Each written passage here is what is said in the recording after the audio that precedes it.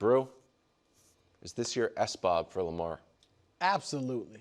Absolutely, it's S-Bob. Now, let me clarify, because, Coach, Nick and Wiles like to take it literally. Oh, what's going to happen if they don't win the Super Bowl?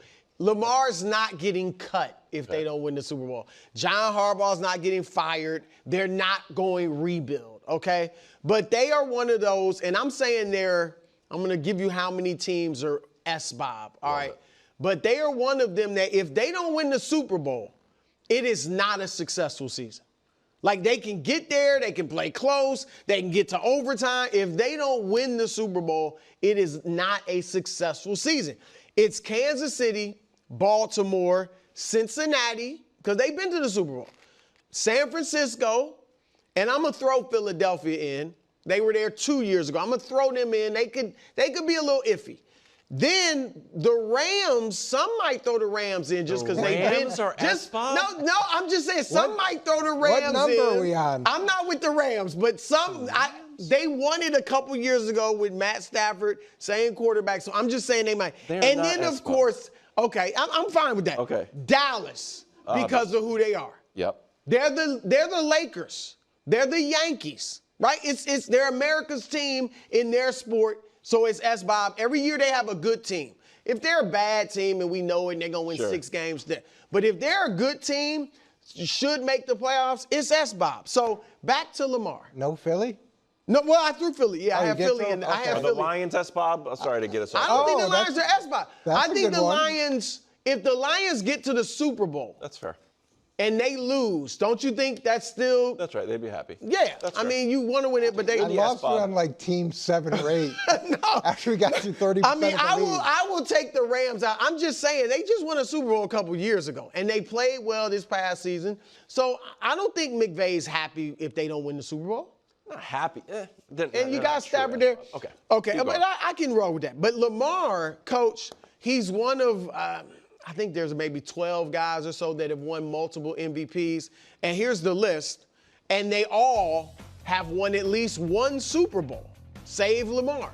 All right, so because of his historical greatness with the 2 MVPs, he does have to win the Super Bowl. And every year for Lamar is S-Bob until he gets a Super Bowl. All right? And then when you look at the success he's had in the regular season, he is the 3rd highest winning quarterback ever in the regular season with, minimum 25 starts. Jimmy G was close. Yeah. He used to be on that. He moved down. But all of those guys, Coach, have won at least 2 Super Bowls. So, when you play at such a high level, you are expected to win. And then you throw in the Derrick Henry move. And the fact that they actually played Kansas City pretty close last year, even though they didn't play a good game. I definitely think, Coach, S-Bob without question for the Good Ravens. take. I don't know what S-Bob means because it's Super Bowl or bust, but then when you make 30% of the league Super Bowl or bust, it kind of loses a little bit. I took the Ravens. I got 6 teams 6. Okay, so because Dallas is always there. Yeah. So I understand what you're saying, and I appreciate what you're saying. But when you look at what Lamar's done, so what was he, 58-19 in the regular season, which is incredible. Yep. 2-time MVP, youngest ever to be a 2-time MVP. Okay, he was the youngest ever to win the Heisman Trophy, and that's what we're forgetting. He's 27 years old.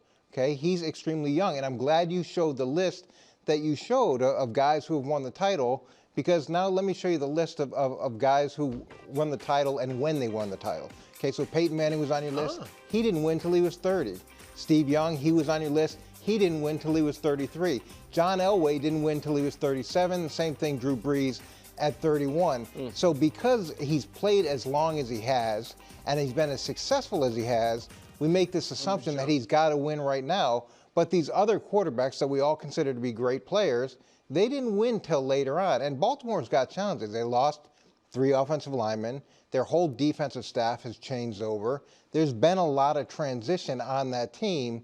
So to just think it's going to be plug and play because they got Derrick Henry, that's hard. Can we ask you a question about the defense? Because Brew and I are kind of aligned in this theory that although they have a lot of defensive turnover, somehow a strong Baltimore defense is just kind of woven within the franchise, and guys change, but it seems like they're just tough on defense every year. Are we kind of oversimplifying it? Are you actually worried about Baltimore's defense? You're always worried about it when you transition because you don't know what the new coordinator is going to bring. Is he going to be consistent with the philosophy that they've had over time? Is he going to bring his system in and force all the players to learn that system? Or is he going to go in and say, okay, this is what's been in place, this is what's been successful, I'm going to incorporate 70% of that, 60%, some significant amount of volume so that the guys aren't relearning everything. And that transition, it's different with each guy. And not only did they lose the coordinator, but they lost coaches at every level of the defense. So there's a lot of experience that left the room. All right, let's look at the Ravens' schedule. First game, of course, is at Arrowhead. We are 37 days away from that game. I called this a must-win. It's pretty obvious to me. I'm 100% serious. That if you have your worst game of the year against Patrick Mahomes in your building, and that ends your season, all you think about is like, we're going to get better in the offseason. They do get a little bit better at Derrick Henry, but like you said, the defense had a lot of turnover. And you ran a very odd game where at one point you threw the ball, or you at least called 21 straight passing plays. If you go into Arrowhead and lose that game, I think that sets the whole season up in a weird direction. So I'm considering that a must-win. Yeah, I wouldn't put it quite at the must-win status. If they lose, Coach, if they lose that game, you think they can? You think that if they lose that game, so Lamar Jackson, who is whatever he's at 58 and 19 in his career, has just lost back-to-back games. You thinking like, you know what? I'll get him the next time around? See, I would flip that and say it's a must-win for Kansas City. Wow. And here's why. When you lower the banner in your stadium, the amount of emotion, the amount of energy that you have in that moment, it's incredible. And we didn't lose any of the games after winning a Super Bowl and opening up the next year. So for Kansas City, if they come out in their attempt to win 3 straight and get steamrolled by Baltimore, who's retooling their offensive line, that to me could set a really bad tone. Didn't they lose to Detroit last year? I appreciate that, but now we're at a different level. This is the revamped offense. This is the all the things that we're supposed to see from Kansas City with this incredible energy of 2 straight Super Bowl wins. I'm going to say, Coach, if Baltimore does feel like it's a must-win, they won't voice that, of course, but if inside they really feel like, man, we lost to this team again, we can't beat them, or going in like, we got to win, or this season's going to be a failure, I don't think they're Super Bowl worthy. To me, that's not the mentality of a champion, that if you lose the first game, I don't care who it's to, that you think the season is, you can't, even you won't say that publicly, but if you feel we're not good enough, I don't think you're a champion inside. And I do think they're champions. I mean, it is going to be great to see a big, giant fullback, big Derrick Henry, Lamar, and see how effectively they can run it down people's throats. That's what I'm talking about. Even with a revamped offensive line, one of the greatest things you can have when you got new guys is the ability to run it down people's throats and to take some pressure off the O-line when they do have to drop back and protect. Okay, at 1. Then CJ Stroud has popped up to number 2. Josh Allen and Joe Burrow tied for 3rd. And then Jordan Love and Lamar tied at 5. So, Coach, we teased it at the top of the show, even though I didn't speak to you. Who's the number 1 threat to Mahomes' MVP chances? So last year this time, for me, it was Aaron Rodgers. And I would love to be able to pick Aaron Rodgers again. I'm over it. There's too much water under the bridge. There's too much of the. Rodgers is out. Yeah, so we're going to take him off. Coach, and I don't love the benefit of the doubt that CJ Stroud is getting. And I appreciate what he achieved and all the success he had, but I think he's too high. To me, it's Joe Burrow. And Joe Burrow, when he's healthy, not only were they top 5 in almost every single offensive category, but he's the guy that's consistently beat Patrick Mahomes, right? He's 3-1 against Mahomes. There's no level of intimidation there for Kansas City. So it's not just about the MVP. It's also about the guy that has the best opportunity to get over that Kansas City hump. Look, I think Burrow's not a bad pick. But I'm going to say Burrow the problem, or one of the problems, is they always start slow, typically because there's an injury or something in training camp where guys aren't there. And here we go again. Guy holding out. Right? You got two disgruntled receivers. T. Higgins is going to play. I think Chase will play too. But still, if Chase doesn't get paid, who knows where he's at mentally. So I think you have that. And I also think, Coach, I don't think they'll win the division. Like, even the year they went to the Super Bowl, didn't they go 10-6? Was it 10-6? I think they went. Even with that sweet new hairdo? Yeah, I'm not feeling the hairdo either. Okay. You are. That is the Eminem. I like it. But, so I think that's why I take Burrow up. Josh Allen, I think a lot of people think, and I see it, it seems to be set up for him to be a one-man show, right? But when they went 5-0 down the stretch last year, his numbers weren't huge. He only threw for more than 240 yards once. He had 5 touchdowns, 5 interceptions in the last 5 games. So I think they'll win games, but his numbers could be, I'm not sure where they be. So I'm going to take him out. Lamar, there's going to be voter fatigue unless he just does something we haven't seen before. So I'm taking those guys out. And, Coach, I am going to go with CJ Stroud because I think he's obviously got momentum. I thought you were going to say Aaron Rodgers when you. No. He's got momentum coming off his rookie year, right? He's got a very good team, but I don't think people fully believe in it. Like his receiving core with Nico Collins, Tank Dell, now you add Stephon Diggs. That's a great core, but I don't think people necessarily look at it that way. Like, the only big name is Diggs. He's older. He's new. So I just think that CJ has a lot going for him. They're going to win that division. I'd be surprised if they don't win their division. And so I think CJ is going to be the toughest competition. All right, so I like CJ too, and I'm going to show you a graphic, Coach. I want your take on it. So this seems like a very positive graphic, which it is. Throwing 20-plus yards downfield, completion percentage, he was number 1. Passing rating, he was number 1. 9 touchdowns, no interceptions, he was second. So here's the question, Coach. If you're a defensive coordinator, is that something you're just like, well, I'm going to take that away from him, and these huge chunk plays, and is that how I'm trying to find out where the sophomore slump comes from? Well, look, our philosophy defensively was always the idea of no big plays.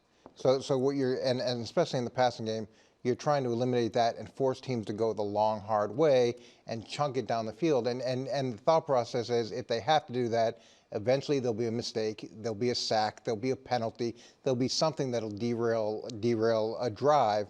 When you can get those chunk plays and hit those momentum type plays, it changes everything. And then also you start softening up your coverage and everything underneath becomes that much more vulnerable.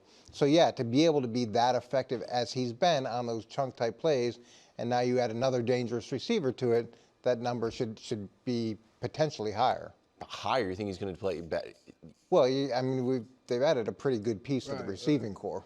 I felt like a lot of those plays, a lot of those throws, it felt like he was surprising teams. Like, oh, he can do that? Yeah. I don't think he's going to surprise. I feel like everyone should be ready for that. You do get the benefit of the doubt, and especially when you have a rookie quarterback, you may even take some more chances. You may blitz some more. You may do some things to figure out who he is. Right. Now there's a year worth of evaluating who he is, and we'll see now as teams start to take away his strengths, how well he adjusts to areas of weakness. Okay. Chiefs are at 8. The Bills are at 4. The Bucs, shout out to the Bake Show, and Tom Brady at 3. Which team is the bigger threat to the Bills' run? The Jets or the Dolphins? Or, Coach, you can go off the board and say the Patriots. Yeah, I'm not going to go off the board and say the Patriots. And the Bills to me have taken a little bit of a step back. And I really admired last season their resilience. And I know they lowered their banner and they had the Super Bowl trophy, and we beat them up for that. And then they went through that down period, but they found a way to win. And I give them a ton of credit for that. I don't know how much better they've gotten this offseason. And you look at Miami, and they should be really effective offensively. They had OBJ. They were already explosive. You know, there's questions as to whether or not, you know, what we saw at the end of the season is the way that they're going to head or not. But it absolutely should be the Jets. It absolutely should be the New York Jets. It should have been the Jets last season. And the biggest question mark, it's not the O-line, which we always talk about the O-line there. And they've added 3 more players on the O-line, which is 30 since, look, it goes on and on and on with that. The question is whether or not we're going to get anything close to what Aaron Rodgers was. And if we get anything close to what he was during his MVP season with the defense that they have, they should easily be able to win the division. Wow. Now you're gonna mock No, that was coach that was and scoff at coach like he said the Jets. No, but he when said, I say he said, Jets, Jets, Brew. But it said rip he me. said that question mark, Brew. Exactly. He said the question is. Is the question health? Look, I don't think Rodgers. I think if he's pretty good, not MVP level Aaron Rodgers, but he's like playing above average starting quarterback. With that defense, which has been top 5 in the league the last 2 years in total defense, and they had the worst quarterback play in the league, so the defense is in bad field goal position, field position. They're not getting any support from the offense, and they still were top 5.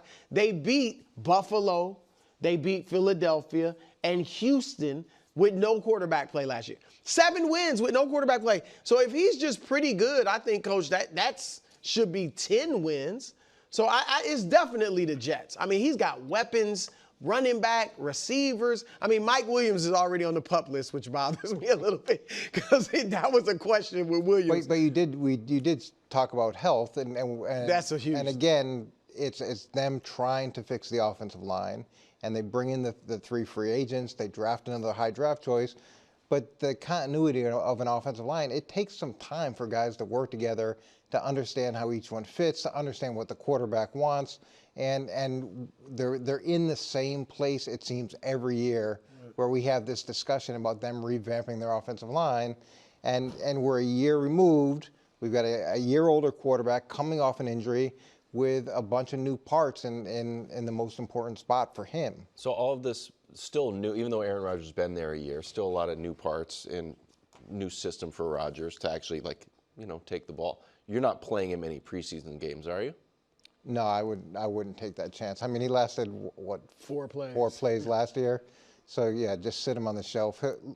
Him coming out with no practice at all is going to be better than what they played with the whole season last year. So Saleh said he's not going to play any preseason games. He's going to go in, and then he's going to play the San Francisco 49ers, who just are a tough team, a rough team. They manhandle you. We had that stat. I think last year they were, what were they? Eight teams were 8-8 after they played the 49ers, and the year before that, I don't think they won a game. If you lost to the 49ers, you lose your next game because they would just kind of physically manhandle you. How do you see that first game going for Aaron Rodgers? Look, the first game is tough across the board. So you have no idea what the other teams do, what they worked on. But that also plays to New York as well, because San Francisco there's not a ton of things that they're going to be able to key in on with him in the game. Hopefully they'll run it early. They'll run it often and early to try to take some pressure off of Aaron, as opposed to, hey, we're going to open it up with 10 passes and see whether our new O-line can hold up. I'm going to tell you what Wiles didn't say, Coach. He wants to leave Rodgers in New York for that game. What do you mean? You don't want him to play that game. Aaron Rodgers? Yeah. No. Because you think he might get hurt. I would play. No, I would play him in the preseason. I think it's really. Yeah, here's the problem. If and it wouldn't be Saleh's fault, but if he got hurt in the preseason, can you imagine? Yeah, but now you're done. The coach, you're playing the San Francisco 49ers, and if he gets hurt in the regular season game, at least that's better than the preseason. I guess so. I just think that's a risk that the coaches. No, they're not doing it. And it wouldn't be their fault, but the goal's got to be to get more than 4 plays out of them this year. Yeah, once you're past 4 plays, and you don't really want to take that chance. We're talking about $75 million for 4 plays so far. So. Thanks for watching. Subscribe here to get more from the show and to check out clips from other shows on FS1.